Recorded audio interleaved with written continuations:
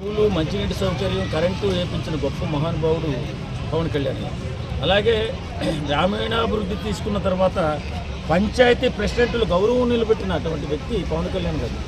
అలాగే వేళ పంచాయతీ వ్యవస్థలో ఎప్పటి నుంచో పదోన్నతి లేక ఇబ్బందులు పడుతూ నానా కష్టాలు పడుతున్న పంచాయతీ ఉద్యోగుల పాలిటి దేవుడు అయ్యాడు పవన్ కళ్యాణ్ గారు. అలాంటి దేవుణ్ణి కూడా ఈ రాంబాబు లాంటి వాడిని తిట్టిస్తున్న జగన్మోహన్ రెడ్డి ఇప్పటికైనా మారవయ్యాడు.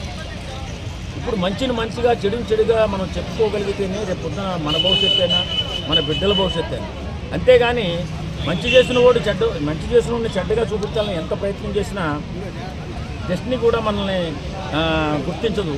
కాబట్టి ఏదేమైనా పవన్ కళ్యాణ్ లాంటి రాజకీయ నాయకులు రాష్ట్రానికి నలుగురు ఉంటే అది మన దేశంలోనే ప్రథమ స్థానంలో ఉండటానికి దోహదపడుతుంది. కాబట్టి పవన్ కళ్యాణ్ లాంటి వ్యక్తులు ఉండాలని కోరుకోండి, రాజకీయాల్లో ఉండాలని కోరుకోండి తప్ప ఆయనకి పడి ఆడకండి వైసీపీ నాయకులారని చెప్పి ఈ సందర్భంగా తెలియజేసుకుంటాం.